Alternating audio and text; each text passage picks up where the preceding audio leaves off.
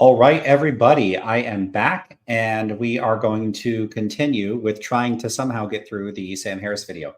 I only have an hour to work on this today, so that's what we're going to start with. Yeah, I had I had a bit of an accident this past week,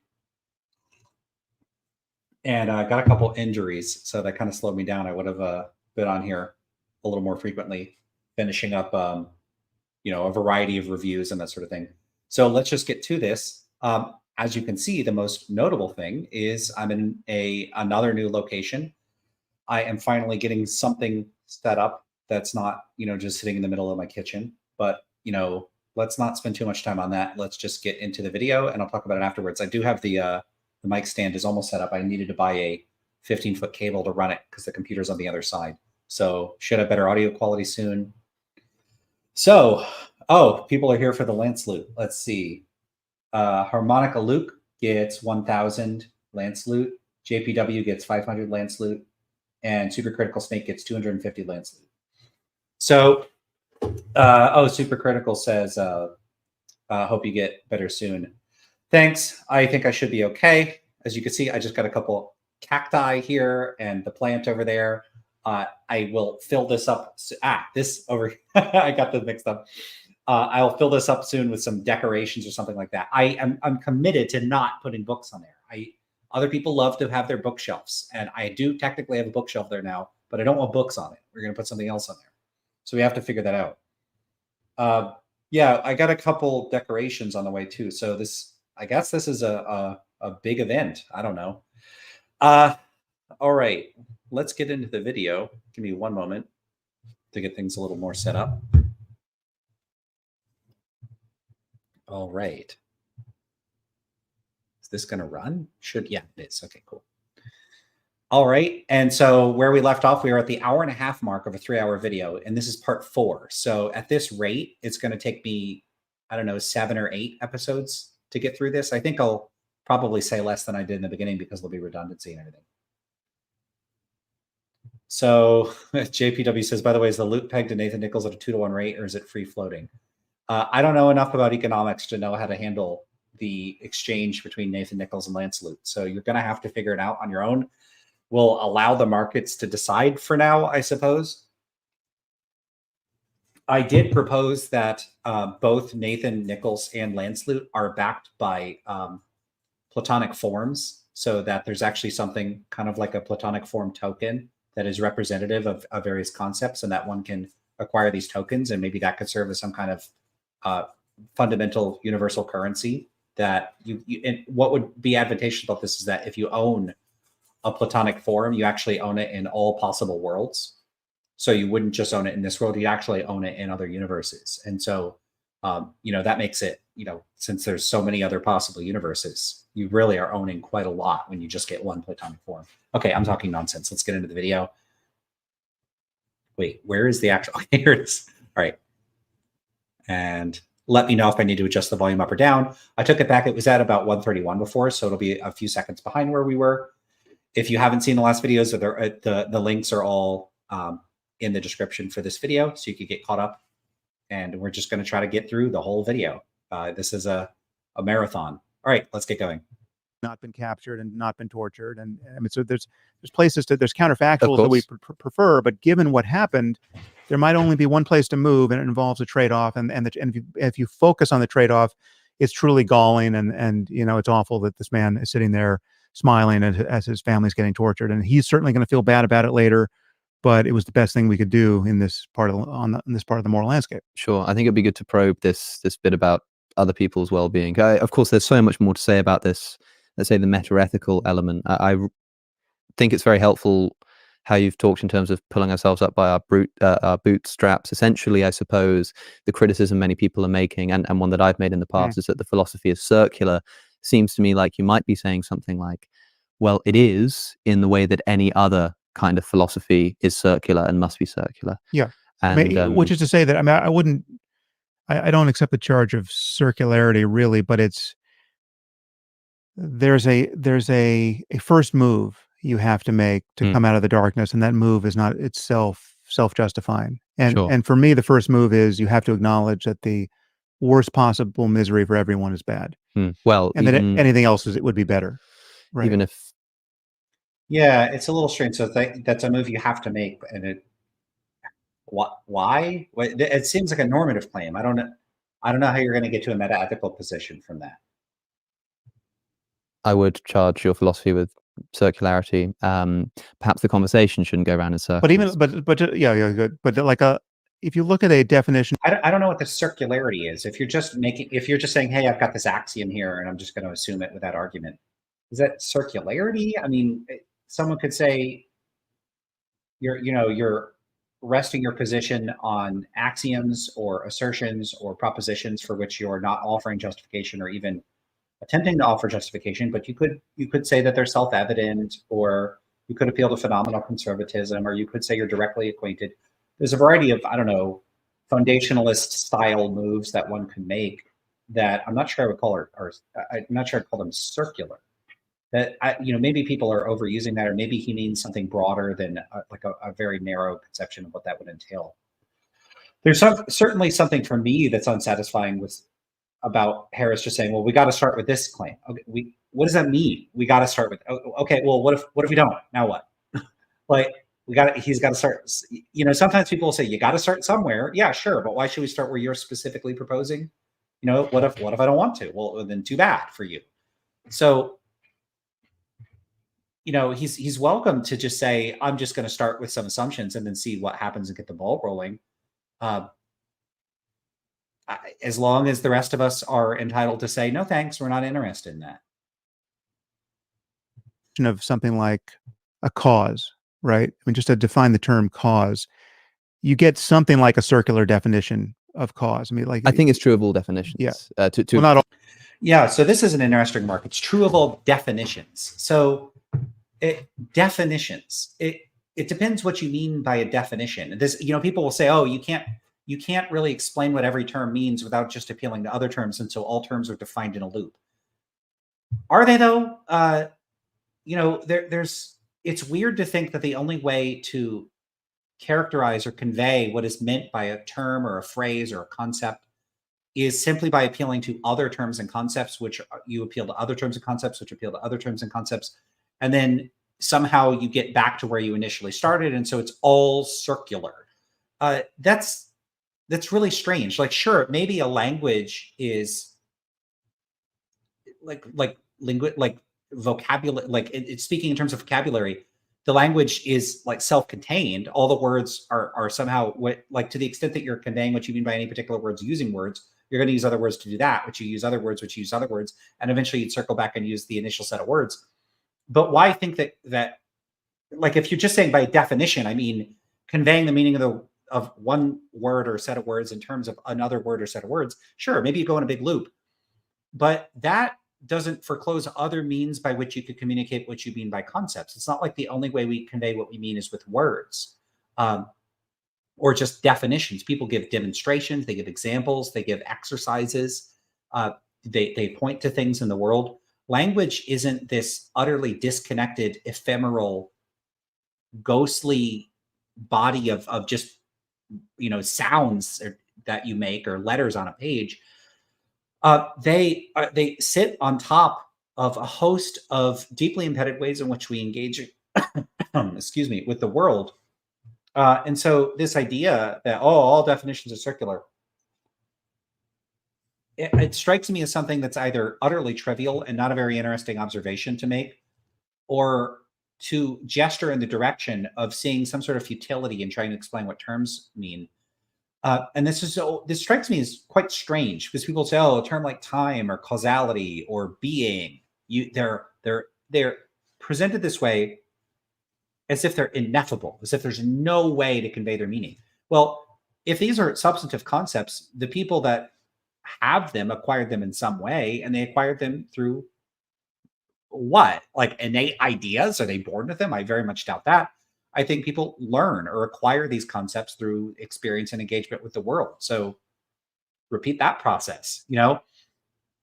Imagine we had a fully embodied artificial general intelligence that had all these learning mechanisms in place, and it had various types of sensory apparatuses. It could understand human speech. It could understand text that you could like message it.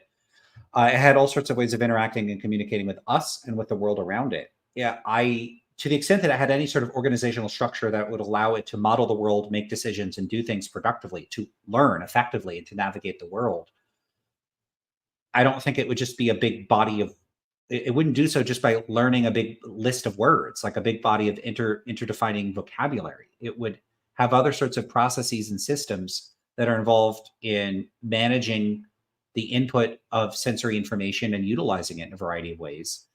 It just wouldn't be limited to words. It just seems to me that people discussing philosophical topics put so much of an emphasis on words, as if everything has to pass through the filter of words. And I don't think that it does. Words are just a particular technology we've devised to, hopefully in many cases, ease means of communication, but it is by no means the sole or exclusive method of communication. So it's a little strange when people talk this way.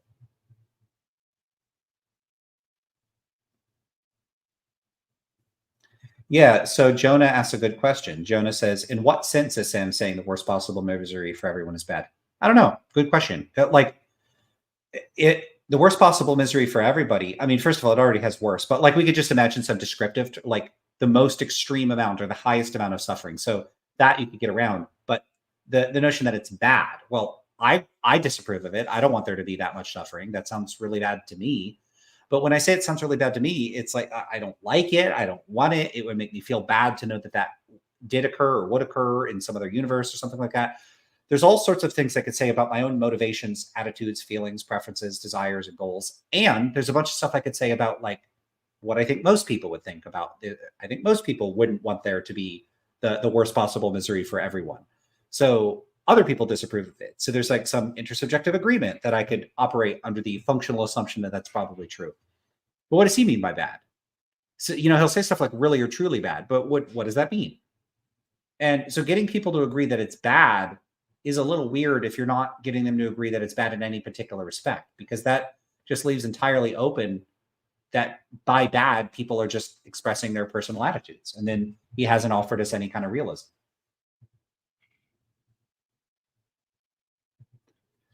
Sandal said, could it be pictures too instead of words? The definitions, I mean.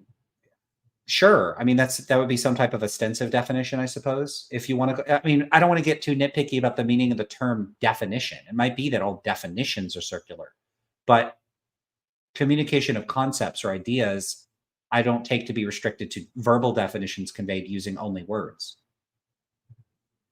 Josh says, hi, Lance. What's up, Josh?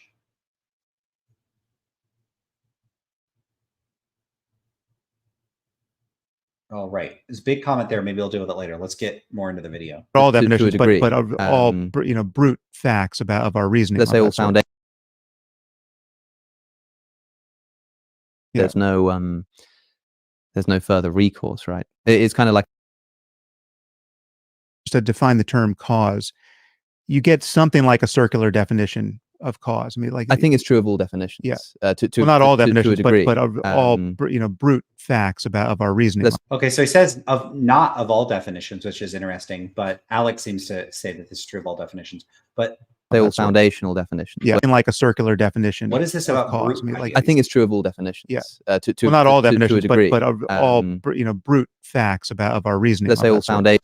Brute facts of our reasoning. It's too obscure for me to know what he means there. Definitions, yeah. where you just need to sort of start with yes. the term. There's no further recourse, right? It's kind of like how a dictionary is always going to be internally self-referential. If you try to, every word in the dictionary is defined with other words, and so don't dictionaries sometimes include pictures? If you kept sort of looking at, if you looked at the definition of table, and within that definition, you took one of the words in the definition and looked for the definition of that, and looked for the definition of that, you'd end up just going around in a circle. Yeah. Or you would just have to start somewhere that's essentially self-justifying. Yeah. But yes, to avoid too much. But I don't want to. Yeah, I'm happy to move on. But I'll add one more piece here for people to think about, which is I think there are things we can pretend to think and even convince ourselves that we are thinking, but I don't in fact think we are thinking those thoughts all the way through, right? And this is one of the for someone to say that maybe the worst possible misery for everyone isn't really bad, right? Or maybe it really doesn't matter, or who's to say? I think that you can pretend to think that. You can make the mouth noises. You can even silently, with the voice of your mind, rehearse those sentences, but you're not actually thinking that. In the same way that What a bizarre claim. I mean, in what sense does he mean bad? If he means bad in the sense that would support his case for realism, I absolutely think this. And there's something just deeply objectionable about just saying, yeah, you just can't think that. You could say it, you could make the mouth sounds, but you don't sincerely believe it.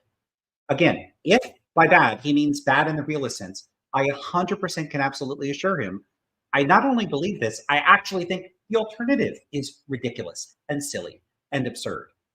So what is this based on? It's just, yep, you couldn't think differently than I do about this. You can't sincerely do so. What, based on what? Based on what? What is he going to base this on? you're not thinking, if you think, pretend to think the thought that all squares are really round, right? You can say those words, Yeah. but you're not real. It's not really tracking the semantics. I think that's true sometimes. Yeah. I mean, it rings a little bit to me. It's not tracking the semantics. The semantics of what? Like when Jordan Peterson says, I know you say you're an atheist, but I mean, you can say that, you can make those mouth movements, but you're not really an atheist. If you look at the way you actually behave and what you value and what you do, you're not really an atheist. Yeah. And there's a sense in which you kind of I get what he's saying. I would disagree that that's, no, I mean, I think that's just patently specious. But if you agree that when you seem to think that maybe all squares are round, right? Or I'm pretty sure all squares really are round. Yeah. Right. There's something you're only pretending to be doing there. It's not. Yeah, this idea of pretending. Does he think people are pretending not to be moral realists? There's a lack of clarity here. Like, so if you say, oh, the worst possible misery for everyone is bad, you don't really believe it if you doubt that, or you say, I don't think that what if that's not true? Or could it be that that's not the case, that that's somehow insincere? It's not a question of whether a person can sincerely doubt the truth of that or believe otherwise. It's a question of, when you talk about it being bad, that's just normative. Where is the meta ethics here? So like, why not append bad? It stands independently bad. Could a person not sincerely believe that the worst possible misery for everybody is not stands independently bad? Are they not capable of doing that? Or is he saying they can't disapprove of it? Like, it's really going to turn on what you mean by bad. And so long as that remains unclear, as long as there's vacillation between his specific conception of badness, which is some realist conception, and badness in some undifferentiated or underspecified form, how is a person even supposed to respond to the question of, do you think the worst possible misery for everybody is bad? People would say, scoff at that and say, oh, the answer is obvious. Of course it's bad. Bad in what sense? What do you mean by bad? You have to specify. In the context of a philosophical discussion where precisely what is meant by bad is what is the matter of contention, whether it's a realist or anti-realist control, it's totally inappropriate to just say, no, and just in any sense, okay, then sure, it's bad in an anti-realist sense, on my perspective. So then what the hell does that have to do with his position? It doesn't help his position at all, because it amounts to me saying I disapprove of it. Yeah, I disapprove of the worst possible misery for everybody. Okay, and where do we get realism? The answer is we don't. It has nothing to do with supporting realism. So if you're not specific, then this doesn't get you anywhere. So it's very strange. Is he making a normative claim, a meta-ethical claim, a normative claim, and a meta-ethical claim? Why isn't this clear? Why isn't the language being used clear? It's not me not getting it. It's that he is not clear about this. It's not clear what his position is. It's not clear what he's saying. It doesn't seem like he's keeping meta-ethical considerations and normative considerations distinct from one another in a way that I or anybody else that's focusing on what's actually being asserted could reasonably make inferences about what assertions he's even making. Note, by the way, that in this case, he's making assertions, but I don't see much in the way of support for them. So whatever sense in which he thinks it is that people can't reasonably doubt or deny, they can't sincerely hold these views, they're just pretending. Does he have any evidence for this? Anything by way of an argument? I doubt we're going to see any after this. I doubt it. Let's see. Let's see if he says anything substantive to support this. So I think he might make a couple gestures of what could support this claim, but I don't think we're going to see anything even approaching something that could be construed as compelling evidence to support the claim. They look to me largely like empty assertions that are largely based on his personal confidence and incredulity about people possibly disagreeing with him. It's not a normal thought. It's not the same thing as 2 + 2 makes 4, or we're really sitting here next to a table. You said asking if the worst misery for everyone is really bad is because there is no other place to stand to mean anything else by bad. And if you're going to say, well, to mean anything else by bad, to mean anything else than what? What does he mean by bad? I don't want to mean anything by bad, right?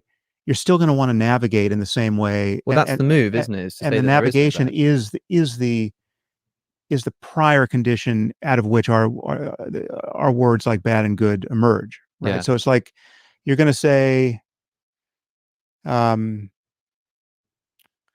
just trying to think what analogy to draw. I'll let you know if I come up with one, but it's only because you're not taking the time to really imagine what is being indicated that you can seem to apply you can seem to find some place to stand where you have more rudimentary intuitions, and that I have a deeper intuition that there's some place to stand where I can say maybe the worst possible misery for everyone isn't bad. Right. Or like, I just think it's an illegitimate move to say that it's bad, because there's some place to stand over here where we can talk about bad and good that doesn't interact with the worst possible misery for everyone. And I'm just saying that you're not actually you're talking about round squares. You said to William Lane. Okay, but he hasn't demonstrated that. So if someone said that there are round squares, or that they believe there are round squares, or they're imagining round squares, there are moves you could possibly make. I mean, maybe I would just be okay with people sincerely believing those sorts of things, but you could at least point out that something like a round square is like logically contradictory. You could point out what the contradiction is, and so you could at least say that the person would be endorsing or affirming some type of contradiction. If someone says, I do not think that the worst possible misery for everybody is bad, is there a contradiction? Is there, there's nothing comparable in that respect. So in what respect are these on equal footing with respect to his confidence in saying that people can't sincerely believe these sorts of things, that they're just pretending? What is this based on? Craig, that we've hit philosophical bedrock with the shovel of a stupid question. Yeah. If we ask if the worst possible misery for everyone is really bad. That was a good way. Yeah, it's not bedrock. A person could, I don't know that I grant bedrock in the philosophy. Bedrock as a social concept, like you, the philosopher, refuse to debate the matter, or you, the philosopher, are unwilling to pull that rug out from under your own feet. But I'm not, and I would have thought philosophers would be open to questioning everything. And you might say, look, I could put on my philosopher hat, question all this stuff, but when I take that hat off again, I don't actually function with these doubts, but these things are doubtable. I don't doubt it, but it's doubtable. Those are different things. I see every proposition in philosophy as doubtable or as up for grabs. Everything can be questioned. Everything can be challenged. And it's good when we do so. This is, I think, intellectually healthy for us. People are welcome to plant their flags. In fact, you know what? They're not welcome to do it. I don't think it's a good thing for people to plant their flags and say, these are my bedrock principles, and if you don't like them, too bad, because this is what I'm going to go with. I think that's a bad way to do philosophy. And, people are welcome in the sense that they technically can do that. There's nothing I could do to stop them. But this, I'm just going to dig my heels in on this or that proposition, and I'm not going to budge on it. Okay, good for you. But if I don't agree with it, I sincerely and in a non-pretending way don't agree with you. Now what happens? Do you just dismiss me? Okay, then I just dismiss you. This cuts both ways. And what's strange is for someone to plant their flag and not argue for it, not just say, no, you got to start somewhere. So I'm starting here. Why? Just because you're confident? Okay, well, what if I'm confident you're not right? This is a weird way to do things. It's a weird way to do things to just go, some stuff that I feel like it's not negotiable to me. I'm going to plant a flag in that. And those are the philosophical hills I'm willing to die on. Okay, but that is like a social matter. It's something about your psychology. I don't take that to be dispositive of the truth of the positions in question. So if I don't already endorse those positions, I don't particularly care that that's where you've planted a flag, or that's what you consider non-negotiable, or that's what you think can't be sincerely doubted. Especially if I do sincerely doubt it, and you're just like, well, you can't. Well, I am. So apparently you're wrong about that. So, unless you think you have telepathy or you know my mind better than I do, it's profoundly strange for Harris to make pronouncements about what other people can and can't sincerely do under penalty of him accusing them of pretending to do otherwise, with absolutely no evidence marshaled in favor of this assertion at all. I think Alex was right to bring up the Christianity thing and Jordan Peterson, and to say, this is a bit like when people say, oh, you could say you don't believe in God, but you do deep down, the truth. This is a pretty common apologetics move that people use to say, oh, deep down, you know the truth. This is something that I consider a non-negotiable feature of discussions with others. Is I don't allow for claims of telepathy. For someone to tell me you don't sincerely believe that, or you're being in bad faith when I know that I'm not. It's immediately conversation over. This is a very strange position for Harris to take on other views, especially given that, I don't know how much he reads or interacts with this stuff, but I very much doubt that he's studied the psychology of metaethics to a substantial extent, at least at the time of this video. And so he's just probably not particularly well informed about the literature. I mean, what is he basing his confidence about making sweeping generalizations? But nobody sincerely believes this, based on his personal experiences with some people. Maybe he had reasons to doubt those people, but he's just going to generalize. And what is this based on? Way of saying it. That's I still think that. I agree. I'm going to steal it. I think that I suppose I would say I agree. It's bad. I would just say that, look, it's subjectively bad. Well, but again, that move doesn't mean what you seem to think it means. It is That move doesn't mean what you seem to think it means. So he's okay. Let's see where he goes with this. It's all subjective ontologically. It's not subjective epistemologically. Like, so it's here he goes using Searle's distinction again. So he's telling Alex doesn't, let's see exactly his wording, mean what you seem to suppose I would say I agree. It's bad. I would just say that, look, it's subjectively bad. Well, but again, that move doesn't mean what you seem to think it means. It's all subject. Why? That move doesn't mean what you seem to think that it means. No, so subjectively bad. What that means, meta-ethically speaking, is that claims about whether something is bad are true or false relative to the standards of, in the case of subjectivism, typically an individual. Sometimes people use the term to refer to any stance-dependent view, but this typically individual subjectivism is some type of view that relativizes the truth of moral claims to the standards of individuals.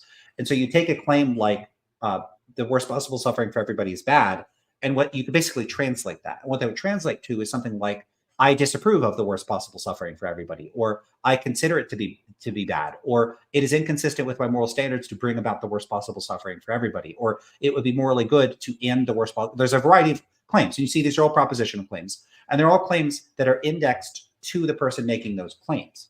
They're indexed to that person's standards. And so whether the claim is true or false turns on the standards of that person. The person could be lying. Let's say the person's an insane sadist that wants everybody to suffer, and they say the worst possible suffering is bad, but they actually like it. They approve of it. Then that statement would be false when that person makes the claim. But what makes it false is the relation between the claim and that person's actual attitudes or preferences. That's what it means meta-ethically speaking to say that something is subjective. Now, Harris is drawing on this distinction that comes from a book from Searle from like the 90s or something. It's nothing to do with meta-ethics. And Searle draws this distinction. He draws a distinction between what he calls epistemic objectivity and subjectivity, and ontological objectivity and subjectivity. Now, this is something that I wasn't familiar with. And when I had reviewed Harris earlier, I really screwed up my interpretation of some of Harris's remarks because I wasn't aware he was using this specific distinction from Searle. And there's a few reasons why. One is it's obscure. Two, nobody uses this distinction. They might draw the distinction or something like the distinction, but they don't use the terminology Searle uses, which is what Harris is using here. calling the first epistemic objectivity and subjectivity is so idiosyncratic. I've literally never heard of it other than in a book from Searle. I think it's I always mix it up. Is it the social construction of reality or the construction of social reality? There's two books. Always mix these up. Let's look it up. 1 second.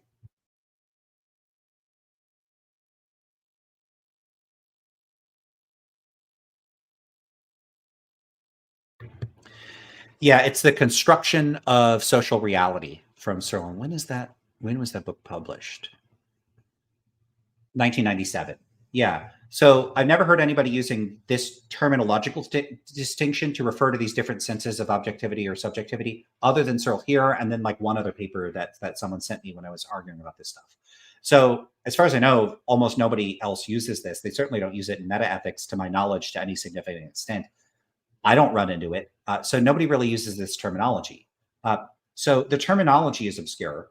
And I'm also not convinced Sam Harris himself understands the terminology. He's sometimes described epistemic objectivity and subjectivity as it being about being unbiased. And that's actually a different sense of objective and subjective than what Searle seems to have in mind. So we could pull up the distinction. I'll try to go in memory. But the distinction that Searle draws on for epistemic objectivity and subjectivity is basically that it has to do with whether the claims in question, whether we would determine that they're true or false, like by appeal to the standards or beliefs or attitudes or preferences of individuals or not. And if we do have to appeal to people's preferences, like people are disputing whether a work of art is beautiful, whether it's beautiful or not, it's true or false relative to the different people's standards or something like that, that would be epistemic subjectivity. Whereas something like a historical event, like, when, like, I don't know, Napoleon fought at the Battle of Waterloo or something like that. That's not something that could be resolved by appeal to people's preferences or attitudes. It would be a matter of the historical facts themselves. And so that would be epistemically objective. So it really has to do with what kinds of considerations it is that we have to appeal to in order to affirm the truth or falsehood of the claims in question. Presumably that's why this is flagged as an epistemic objectivity and subjectivity. And this is contrasted with Searle's use of the term ontological objectivity and subjectivity. And he refers to this as being two different modes of being, two different ways that things can be. In one sense, things can be such that they don't fundamentally depend for their existence on mind. So mountains, water, clouds, nebula, stars, they exist whether or not there are minds. Whereas certain things like pains, pleasures, sound experience, like hearing things, those sorts of things do depend on minds. They are things that are ontologically distinct from mountains and tables and chairs, in the sense that they, in a certain sense, require like a perceiver. They require a subject for them to exist. So their mode of existence depends on a subject. And that's the distinction between ontological objectivity, mountains and stuff, and ontological subjectivity, pains and pleasures, respectively. So Harris seems to think that this difference between epistemic objectivity and subjectivity and ontological objectivity and subjectivity is a really big deal. That it's this really big deal, and that he makes a big point of saying, hey, there can be epistemically objective facts about ontologically subjective facts. Yes, there can be. Yeah, there can be objective or stance-independent descriptive facts about ontologically subjective states, like the degree of pleasure or pain that a person is experiencing. Even if we grant that, which I don't have a huge problem granting, at least for the sake of argument, maybe there's actually going to be some issues with that, but let's just set all those aside. Okay, let's grant that. This is, to me, this sounds like saying, hey, there are objective descriptive facts about psychological states or states of consciousness. Okay, let's grant that. Doesn't get you realism. Those are just descriptive facts. Who cares? This isn't going to get you any substantive type of moral realism. And if for some reason he seems to think that this distinction is like a real big deal, and I think he's going to try to suggest that Alex isn't aware of this distinction and that this is causing some sort of problem for his view. But just say that, look, it's subjectively bad. Well, but again, that move doesn't mean what you seem to think it means. It's all subjective ontologically. It's not. So it's all subjective ontologically. Yes. Okay. So let's grant that. Now, I don't actually grant this. I'm just saying, let's grant for the sake of argument that there's some sort of important conceptual distinction, a metaphysical distinction between certain modes of being, like being a mountain, and other modes of being, like pains and pleasures. The former are ontologically objective, the latter are ontologically subjective. The latter require some sort of mind in order for them to exist.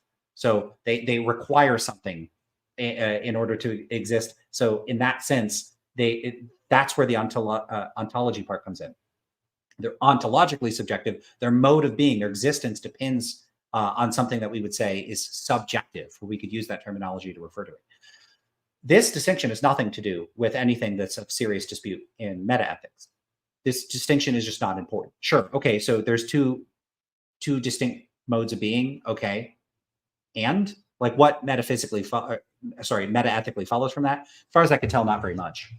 Not subjective epistemologically. Like, so it's so let's just say he says, but they're not subjective epistemologically.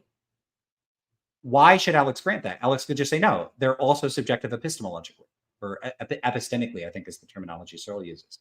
So he's just asserting this. So if by epistemic, objectivity, subjectivity, as long as that distinction is tracking stance dependence versus independence, Alex is well within his rights to say, no, my position is that they're epistemically subjective.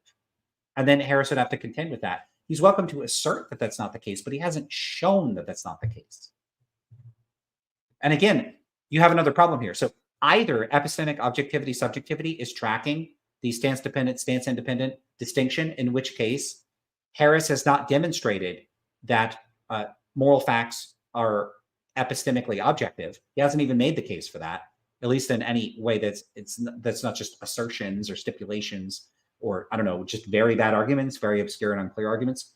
If that's not what that distinction is referring to, if Searle is not actually tracking stance dependence versus stance independence, then Harris has effectively changed the subject. He's not actually talking about the dispute that is central to the realism, anti-realism dispute. It's not even clear that he has a position on moral realism or not. He has this position on some other conceptual distinction that's not even tracking the central disputes in contemporary metaethics, in which case, okay, like he doesn't know what he's talking about. So there's something very strange about his invocation of these terminological distinctions. I don't know if people that have critiqued him have really leaned on this weird drawing on Searle thing, but there's something very strange about it. So we can have a realist conception, but it's not deflationary to say it's subjectively bad. But aren't people, when they're talking about objective ethics, interested in an ontologically objective ethics? No, they're very often condemning the whole enterprise as epistemologically subjective. I'm not sure Alex is aware of the distinction that Harris is using. And again, I think Harris is probably misconstruing at least part of the distinction.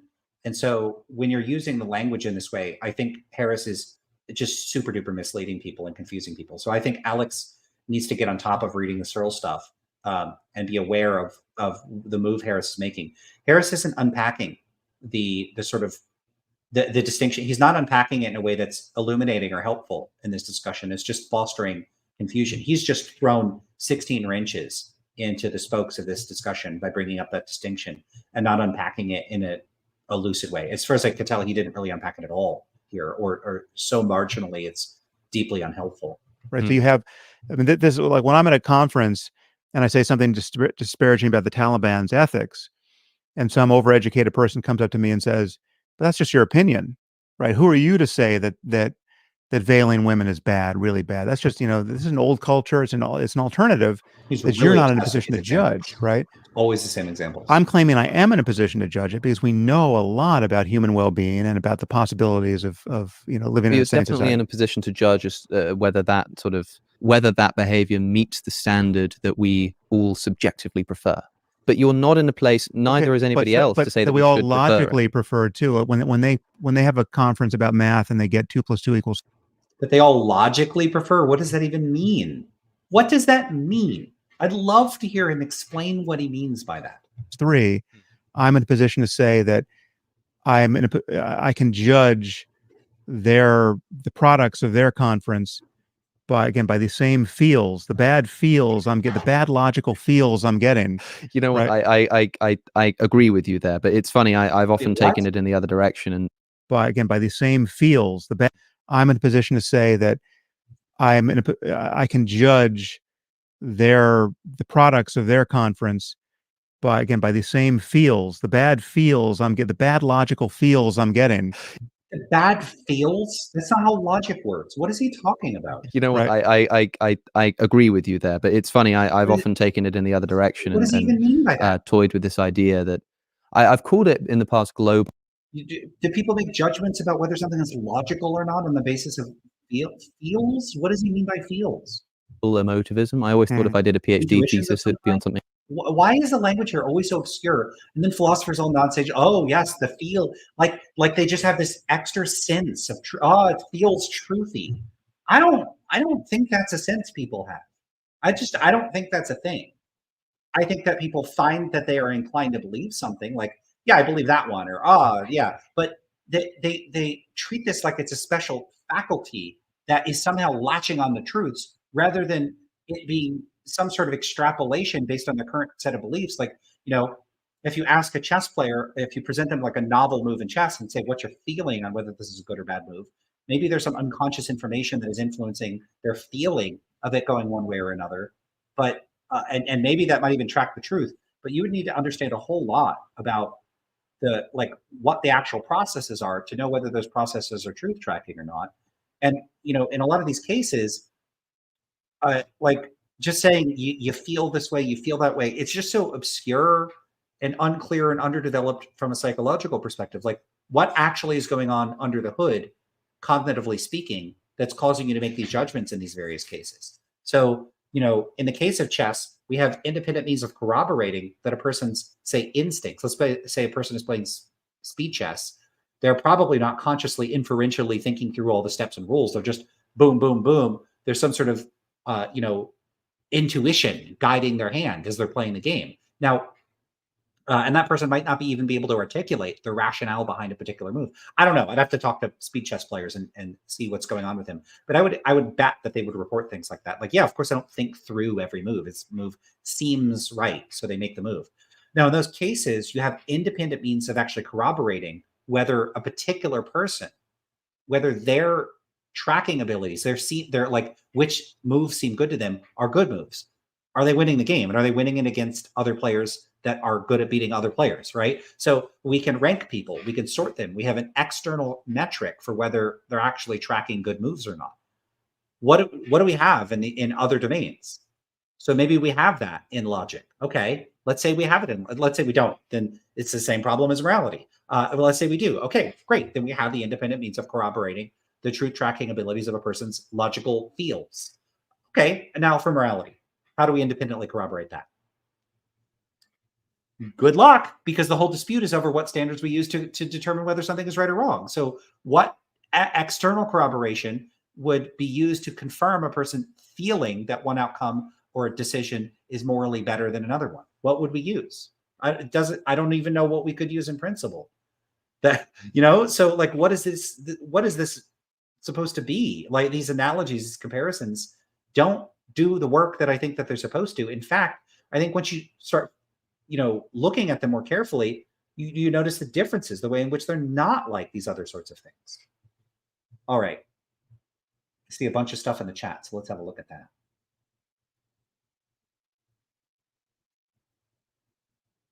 Oh, wow. There's so much in there. I'm not going to go through all that.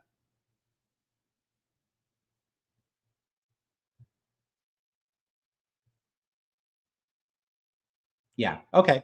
Well, cool comments there, but I don't want to go through all of those. A lot of it seems like maybe people are talking to each other. I don't know. Anyway, let's keep going with the video. I'm only going to have about another 20 minutes or so. Something like this, taking emotivism about ethics and just going writ large, and it rested upon this observation that if you pay close attention to what your brain does when you say, why can't P be true and false at the same time? What the law of non-contradiction? Why can't P be true and false at the same time? Just think of it for a moment. P being true and false at the same time. What does your brain do? It just goes, no. It just goes, boo, right? And so I think maybe I don't think it's like this. I actually think we just learn the rules, and then you're just remembering that those are the rules. I don't think learning And you could extrapolate if you learn some more axiomatic rules. You could extrapolate from those rules. I think understanding rules of logic is very much like understanding the rules of chess. Some people are better or worse at it. It's also more the agreement reason than why this I realized. conversation is so difficult is that it's very easy to say that P is true and false at the same time. Yeah. I mean, it takes no more effort to say that sentence. So I think this is a good point Harris is making. It's easy to say certain things that are not possible or are nonsensical or whatever. I agree with that. Here's a candidate for that: moral realism. It's very easy to say that there are stance independent moral facts. Doesn't mean that that makes a whole lot of sense. And so there are many people who say things like, well, slavery is not wrong. I can't say it's wrong. I don't prefer it, right? It's not how I want to live, right? But like, there's no place to stand where we can actually say that it's wrong. I'm saying that if you're actually going to do the work of trying to link the word wrong to anything that it could possibly rationally be attached to, and what you effortlessly link it to in all your other modes of living, especially when weird things happen, like you find yourself a hostage of an authoritarian dictator, and your kids are getting tortured in the next room, right? Then your feeling about the word wrong is not nearly as academically precious, and it means what it tends to mean, right? And which is what it means, what it tends to mean, which is so I'm not the move. If you want to go up toward emotion as opposed to down toward bedrock, I think I can probably go in that direction and bring everything I care about with me. I just don't think it does necessarily the work you seem to think it does. I think it just doesn't look like he's tracking Alex's point. Gets us. Then I mean, the truth is, I think it's just as likely to be true. I mean, we're ungrounded on some level. I mean, we're not, all of our truth claims are happening in a space of where we don't have the foundations in hand. And in fact, coherence doesn't even require foundations, really. I mean, it's like your dictionary, right? It could all be at some level held together by itself. I mean, but the bedrock really is consciousness. The dictionary still works, right? Yeah, it's still a useful book, even if it's entirely self-referential, as everything must be. I mean, the reason why I'm not a pragmatist, I mean, pragmatism is some version of this attitude where you're essentially bracketing truth claims. You're not really saying that anything is really, really, really true. Like like your beliefs have been married to reality in a way where you can know that they're truly, tracking the map is truly tracking the territory, because you can never stand outside the circle of your beliefs and your language games so as to compare them to reality, right? All you've got are these mouth noises you're making and words like boo, and all you've got is the history of whether this has performed well or seems to have performed well in your conversations with other people and in your navigating the world. And are you getting what you want out of life on some level? Are your planes falling out of the air, or are they flying? At no point do you get to say, yes, this sounds good to me. This sounds like the right approach. I'm curious to see what he has to say about pragmatism, since I'm a pragmatist. And so far, the description doesn't sound too far off, descriptively speaking. So we'll see what he has to say about it. This is, this propositional claim about the world is true in a way that is truly non-cultural, non-perspectival, outside of all possible language games. It's just, you just don't get that. And yeah, so you don't get non-perspectival truth with pragmatism. You get perspectival truth. What I worry about is him saying it's not truly true. So you don't get true truth. You get this like truth, like pragmatist truth. It's not truthy truth. I really hope we're not just going to get stuck with something like that. Like, these deceptive modifiers, like really true or genuinely true or truly true. That's fine. But the reason why I think that still must yield to a truly realistic picture of truth claims that is wider still is because whatever population of pragmatists you give me, no matter how smart, playing their language game, we know that there's always some place to stand where they didn't know what they were missing. And in order to make that move, even to pragmatically make that move, we just have to admit that there's This is another thing he loves to say. He loves to say we have to admit things. It's an interesting locution. I don't see a lot of other people use that particular turn of phrase. there's always space around any pragmatic conversation, right? It's just there's the physics, 5 centuries hence, which is going to show some error in the current physics, and the only way to make sense of that is to say that there's a larger space. It's not merely just a matter of conversation. It's not just a language game. So yeah, so what is his point though? That's a reason to reject pragmatism? That doesn't make a whole lot of sense. Pragmatism as a view treats truth as dynamic and provisional and capable of change, which is radically unlike other conceptions of truth. So the pragmatist has no problem at all acknowledging that new information, new experiences, new interactions with the world can alter what they consider to be true and what is, in fact, for pragmatists is true. Truth itself can literally change for a pragmatist view. So, hey, there's this stuff outside of your current language games that could change what you regard as true. Sure, that's not a problem for pragmatists. I don't know what the objection is here. It might be based on a misunderstanding of what pragmatism is capable of doing and how it will confront these sorts of problems. It might be based on objections to specific forms of pragmatism. He's not specifying any particular type of pragmatism.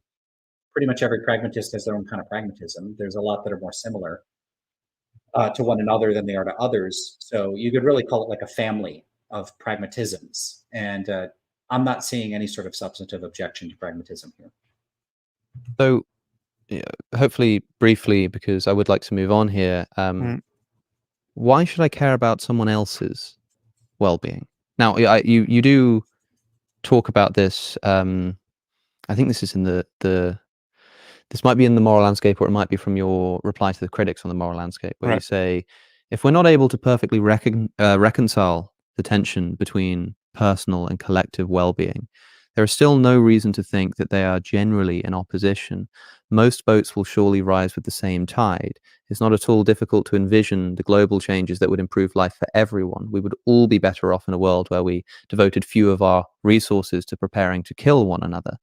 And I think that's certainly true, that in many, if not most circumstances, raising the tide for everyone is going to be good for me. But the example you've just given, for example, everyone's better off in a world where we devoted fewer of our resources to preparing to kill one another.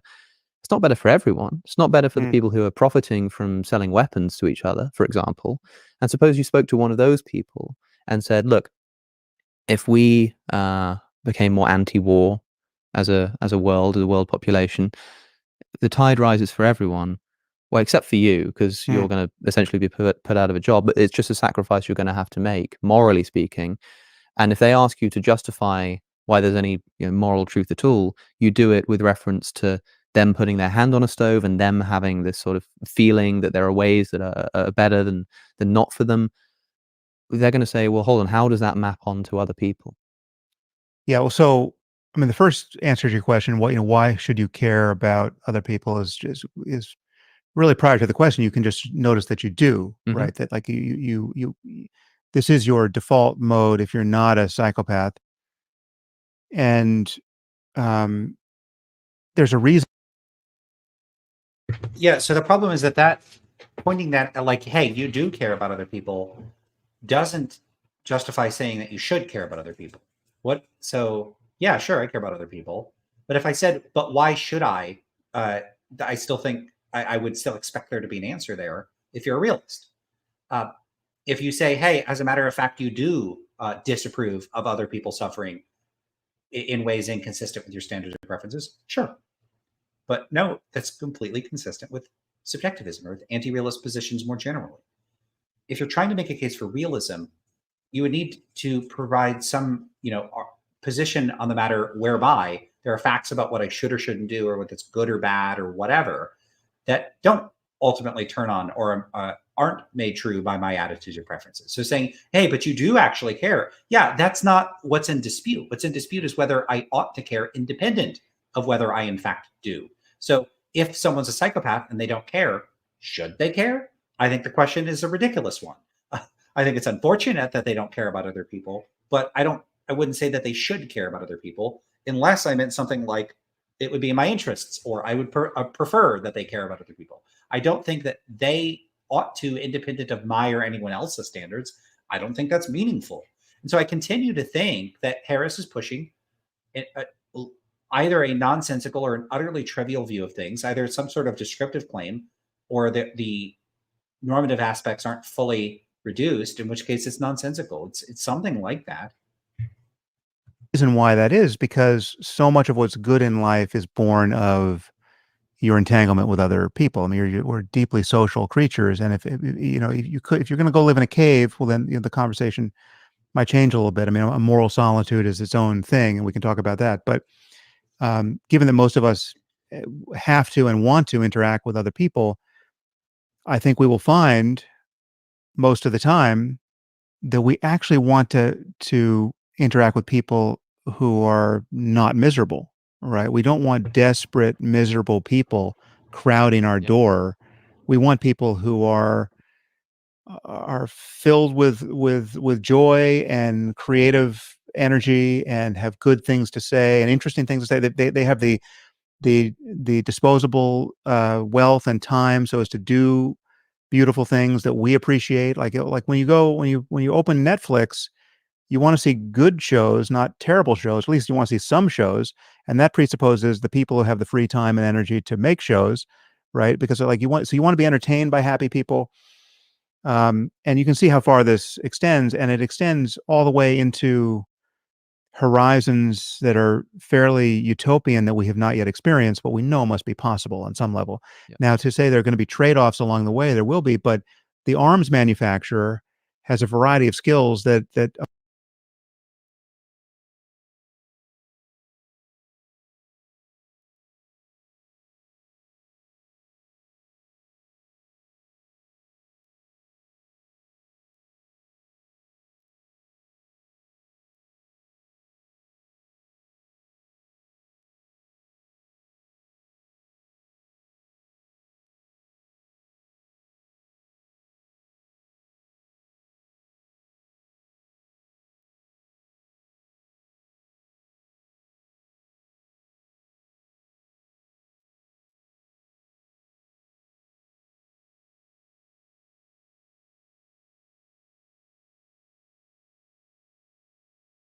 apply to things other than arms, one must presume. Sorry, and I that was muted person, if again. he's not a psychopath, could presumably be Sorry.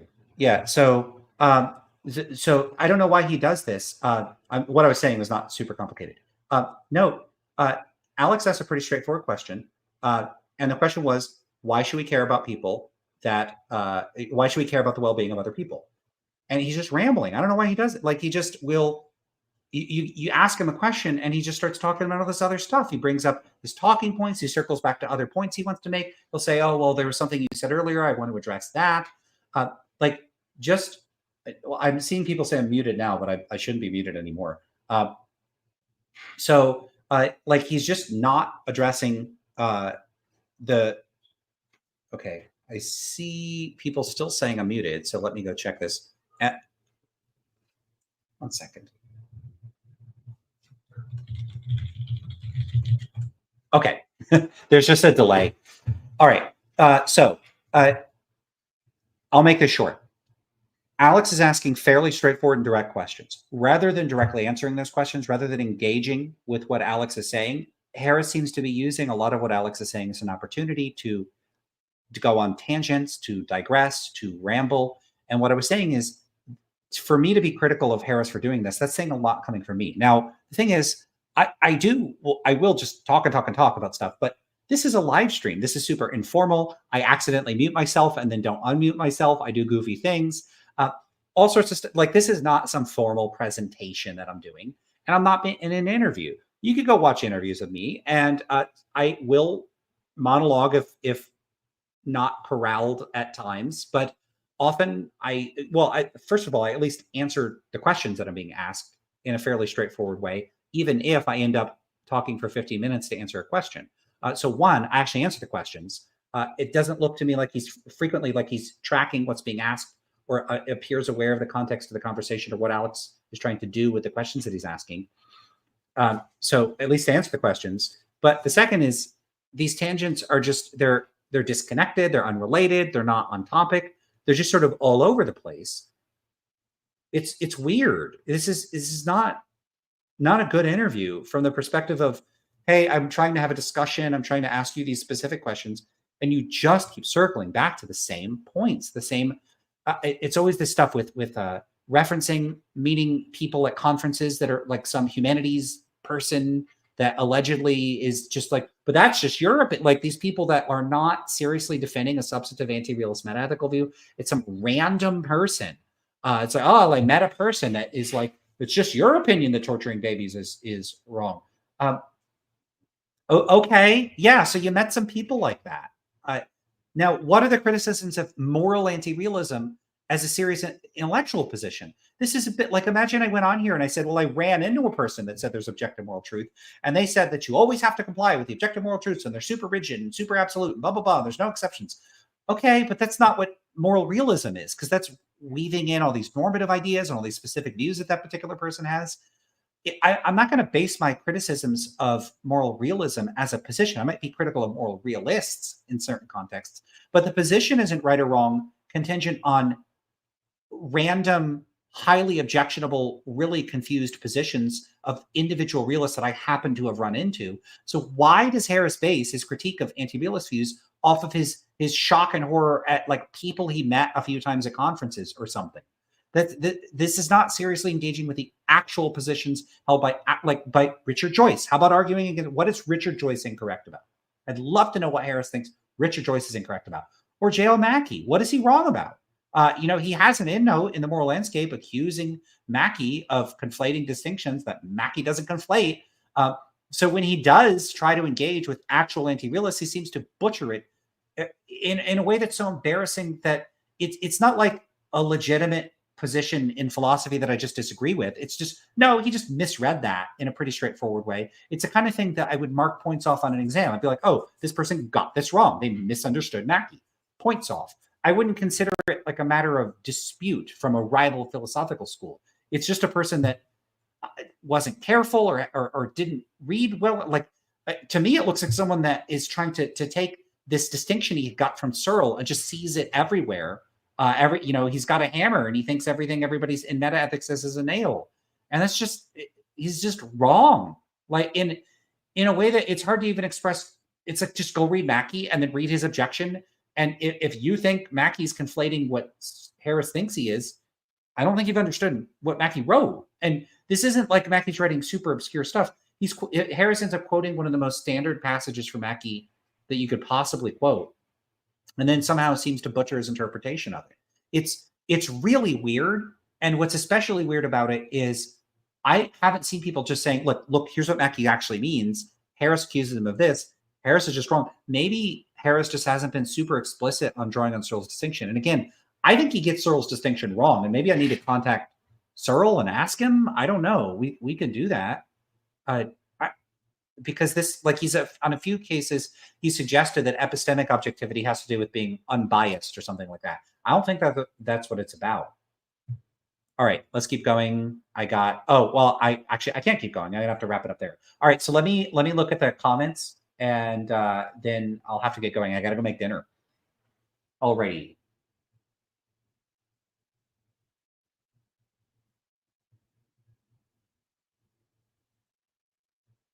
All right. So Jonah says, you mentioned this in one of your previous reviews of this interview, but from watching other interviews with Sam, it seems like he's using preconceived dialogue tree to navigate these interviews.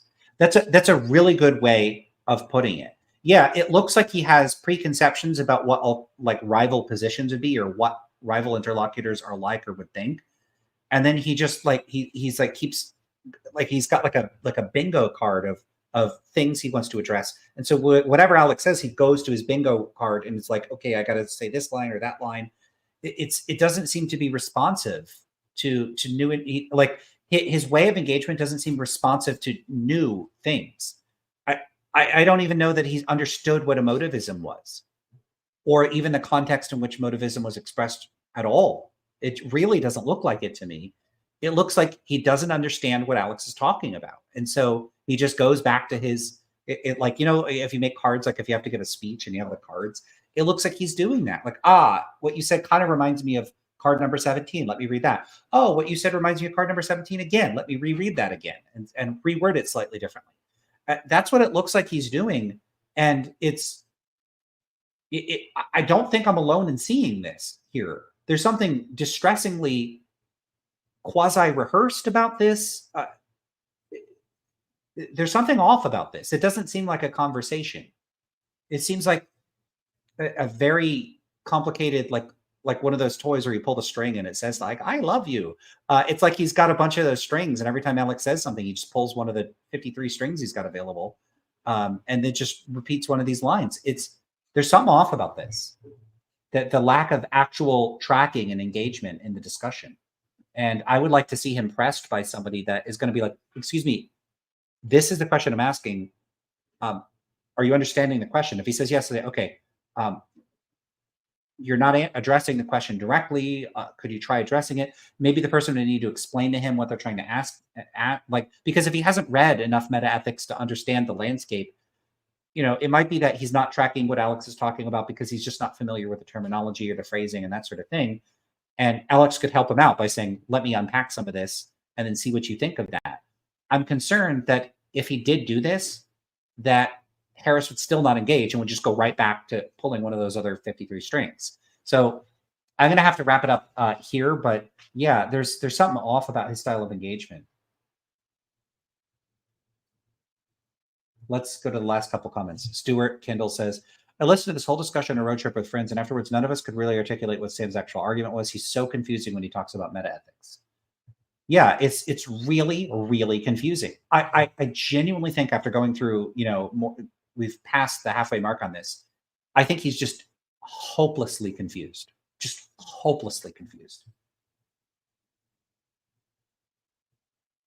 Yeah, and Jonah says this. He's used this anecdote about the bioethicist criticizing him for condemning Middle Eastern cultural practices many times elsewhere. Yeah, it's a return to the same stories. It reminds me of, you know, like, Uncle Joe always wants to tell that story. Harris just trots out these trite stories just over and over and over, and they don't carry the rhetorical weight that I think maybe I'm just too used to them, but I'm not moved by it. It just makes it seem like he got a few things stuck in his mind from his interactions with people, and then a lot of his views on the matter are predicated on just revisiting these same unrepresentative and idiosyncratic and it's like specific experiences. I don't think he would get the same reaction if we talked to Richard Joyce. Okay. So this is the last question that I'll be able to address because I really do have to get going. Okay. Egan says, hello, Lance, and thank you for the stream. Hey, these look different now. Did something change when I put these up here? They do look different, right? Wasn't I don't know. Something looks different about this. I'll look at the previous streams to see. But I don't know. They at least look different to me. Okay. Hello, Lance, and thank you for the stream. I mentioned this on an earlier installment of this, and I'm interested to hear your thoughts. Do you sometimes think Harris might not actually be a realist? Yeah, I do think he might not be a realist for a pretty simple reason. It's not clear he understands what moral realism is from a meta-ethical perspective. So moral realism is the view that there stands independent moral facts. Harris, I think, has sometimes been construed as some type of naturalist, moral realist. I'm not sure if he is or not. It's unclear. Unfortunately, at this point, it's so unclear what his position is. I couldn't tell you whether I would count him as a realist or not. I can't tell. I don't even know if he's a naturalist or not about moral facts. It looks like probably. Sure does seem that way. So I would say he does seem like a realist to me. He does seem like a naturalist realist to me, but I'm not 100% sure. So, but I would say, yeah, sometimes I have those doubts, but at the end of the day, I still think he's a naturalist realist. Okay, everybody, I'm going to have to wrap it up there. Got to go make dinner. I am super duper hungry. Thanks everybody for being with me today. And we will continue with, you know, I said I would get a background and I finally got one. I'll have to start populating this. It's pointing the wrong direction still. And if you got suggestions on setup stuff, I don't know what I'm going to do about the camera. I got the mic stand over here set up, but like I said, I need a longer cord because I got to run it across the bottom. I bought one. It'll be here in a couple of days. So maybe by the next time I stream, we'll start having the better audio. So we will see. All right, everybody, that is going to have to do it for today. I know it was a shorter stream. And I still got the Halloween background. You know, I guess because I didn't stream for Halloween. All right, everybody.